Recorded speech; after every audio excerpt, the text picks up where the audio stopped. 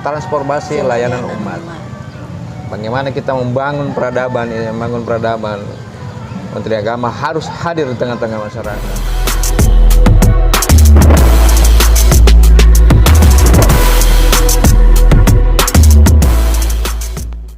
Bismillahirrahmanirrahim. Assalamualaikum warahmatullahi wabarakatuh. Waalaikumsalam warahmatullahi wabarakatuh. Kembali lagi di program Milik KUA, sebuah program layanan KUA Ujung Bulu yang membincangkan tentang layanan efektivitas dan kinerja KUA. Telah hadir bersama kita yang 3 hari sudah saya incar-incar. Ya, betul sekali Bang Charles. Ini baru kita dapat. Alhamdulillah hari ini kita betul-betul mendapat semua figur-figur yang di Kementerian Agama provinsi itu orang-orang hebatnya semua Bang Cempreng sudah kita wawancarai. Sekarang sudah hadir Kabid Urais, Bapak Haji Kementerian Agama Sulawesi Selatan. Bapak Haji Muhammad Tonang. Ya, selamat datang Bapak di kampung kami dan terima kasih atas waktunya. Terima kasih. Assalamualaikum warahmatullahi wabarakatuh. Begini Bapak, yang ini kami tanyakan adalah tentang tema besar Kementerian Agama terkait tentang transformasi layanan umat. Bagaimana model transformasi layanan umat ini Bapak di bidang Urais kami Kementerian Agama Sulawesi Selatan yang kemudian akan di breakdown pada program-program yang ada di KUA. Ya, pertama terima kasih saya ucapkan teman-teman dari KUA, personel dari KUA Ujung Bulu, Kabupaten Bulukumba. Nah, tentu ini kami sangat apresiasi dan beri penghargaan kepada teman-teman dan model sosialisasi seperti ini tentu ini menjadi juga salah satu layanan tadi transformasi digital transformasi layanan umat ini juga salah satu, dan tanpa kita sadar bahwa ini menjadi salah satu transformasi layanan ya. Karena transformasi layanan umat tentu ini berkaitan dengan Kementerian Agama harus hadir di tengah-tengah masyarakat, harus hadir memberikan layanan. Nah, khusus di bidang bidang di Bimas Islam, kemudian kita turun ke bidang Urais dan sampai ke bawah, dan kita memang melakukan konsolidasi pelayanan umat. Nah, pelayanan umat itu ya salah satu program yang prioritas yang ada di Kementerian Agama yang khususnya di Bimas Islam, yaitu ada 2 yang dekat, ada 3 yang dekat dengan kita. Yang pertama itu soal peningkatan moderasi beragama, lalu kemudian juga revitalisasi layanan KUA, kemudian juga transformasi layanan digital. Saya kira ini yang sangat melekat dengan di Bimas Islam. Kita turun ke bawah sampai kepada KUA.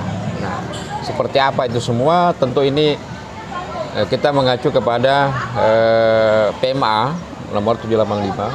Tentu ini sudah dibuatkan perancangannya oleh Menteri Agama melalui Dirjen Bimas Islam, sudah membuat roadmap-nya sampai 2024.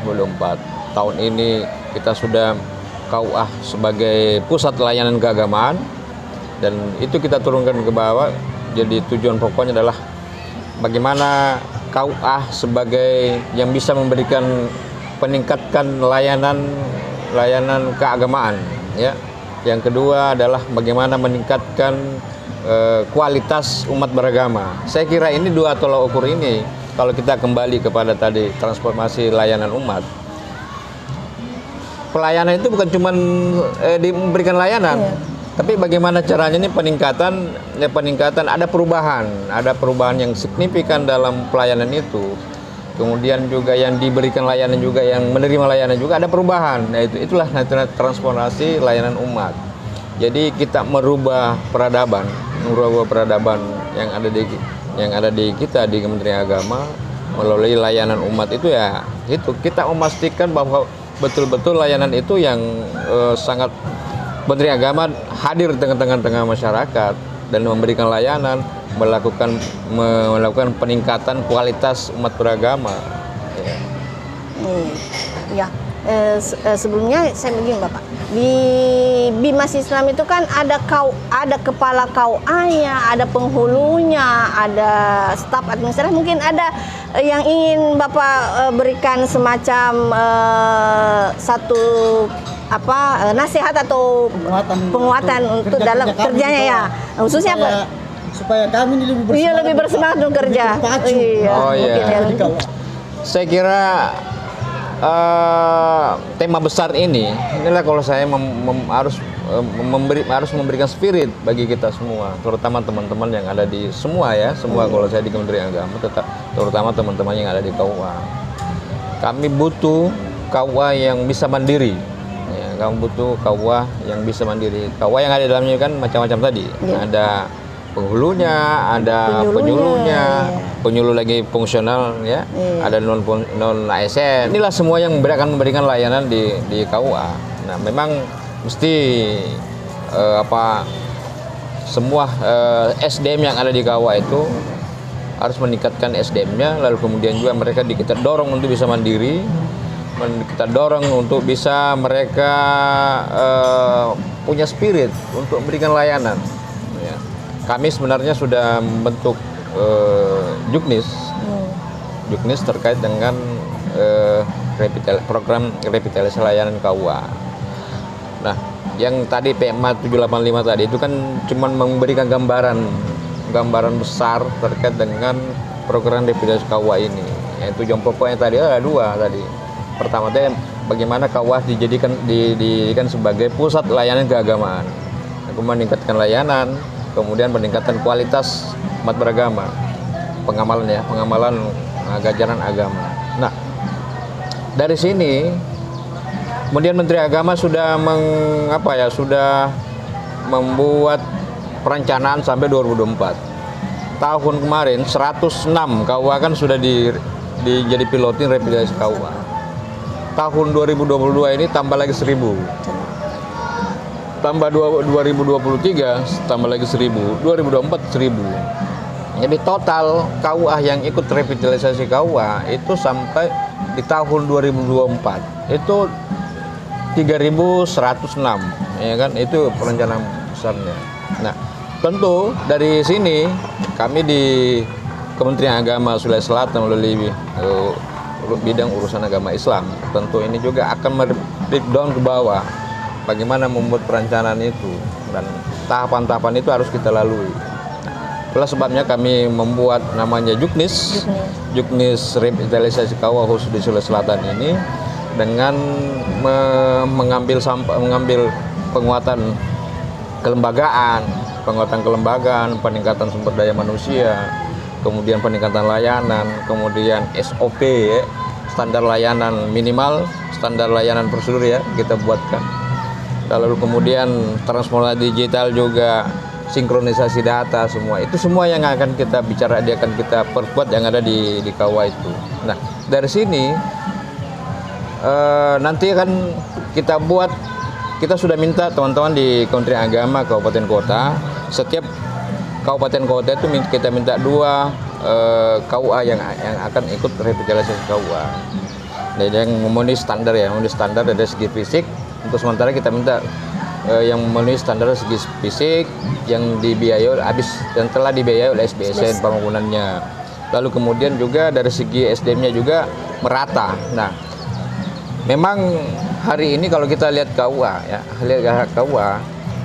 memang ada ketimpangan mungkin, ataukah image orang di luar itu yang harus kita berikan perimbangan. Jangan sampai orang cuma layanan di KUA itu kan cuma urusan nikah. Nah, sekarang ini kita buka semua layanan keagamaan. Nah, dari situ makanya kita sudah ada 60 KUA yang ada di Sulawesi Selatan ini akan kita dorong untuk revitalisasi KUA 60. Nanti akan kelihatan dengan menggunakan tadi Juknis tadi kita gunakan, kemudian ada instrumen penilaian yang akan kita bisa nilai.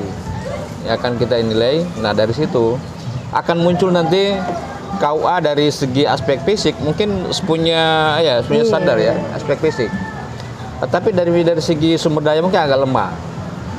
Mungkin juga dari segi sumber daya, dari segi kuantitas sumber daya cukup ya. Tapi dari aspek fisik belum. Saya kasih contoh khusus KUA yang ada di Makassar. Kita dorong semua KUA di Makassar, ada 14 KUA yang ada di Makassar itu, Kota Makassar. Kita dorong untuk ikut revitalisasi KUA. Walaupun dari segi fisik mungkin belum memenuhi standar pelayanan, tapi dari segi sumber daya, sana kan rata-rata di atas 10 PNS yang ada di KUA yang ada di Kota Makassar. Nah, olehnya itu kita dorong dari aspek layanan.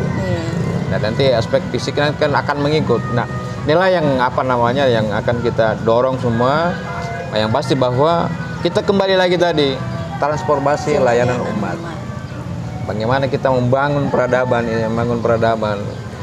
Menteri Agama harus hadir di tengah-tengah masyarakat.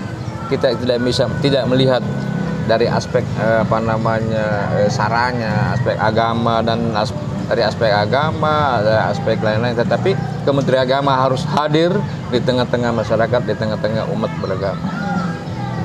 Terakhir Bapak, ini yang saya mau tanyakan terakhir. Bagaimana kabar kan tadi untuk peningkatan ada terkait revitalisasi ini kan peningkatan SDM. Sementara banyak juga di SDM di KUA ini masih status honorer. Apakah sinkron gini Bapak peningkatan SDM-nya sama peningkatan kesejahteraannya?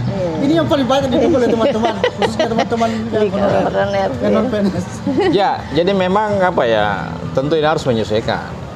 Untuk sementara ini kan kita masih lagi penyesuaian, lagi membuat program. Saya kasih contoh teman-teman yang ada di KUA yang ada di Birengkanaya.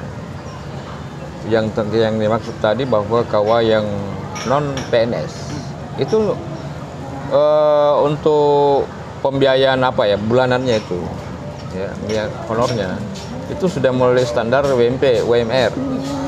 Ya, WMR. Dan itu saya kira itu akan merata. Nah, kalau dari aspek layanan sudah meningkat, tentu kan dari income juga meningkat.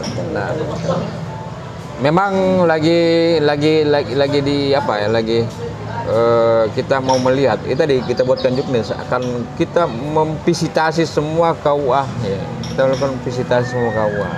Akan nampak nanti di mana ada kelebihannya di setiap KUA itu, di mana ada kekurangannya akan nampak. Dari mungkin aspek sumber dayanya, aspek sumber daya mungkin dari segi kuantitasnya mungkin banyak mungkin. Tetapi kan tidak berlurus dengan kualitas layanan kayak itu. Nah, makanya kalau dari segi kalau dia banyak berkuantitas, makanya dari segi kualitasnya kita harus tingkatkan. Nah, kebutuhan pelatihan apa yang harus dibutuhkan. Katakan mungkin dari segi layanan apa yang harus dibutuhkan. Itu yang lagi kita formulasikan seperti apa nanti, dan banyak lain.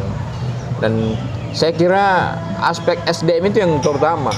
Nah, kita membangun semua ini, bagaimana kita menyatu yang ada di KUA itu kita satukan visinya mereka. Di situ kan macam-macam tadi. Iya, betul. Ada penghulu, ada penyuluh juga PNS dan non PNS, ada pelaksana, ada admin, kemudian juga ada yang security ada juga. Bagaimana kita satukan mereka dalam membangun satu visi dengan meningkatkan kualitas layanan dengan semangat tadi revitalisasi KUA itu. Nah, itu.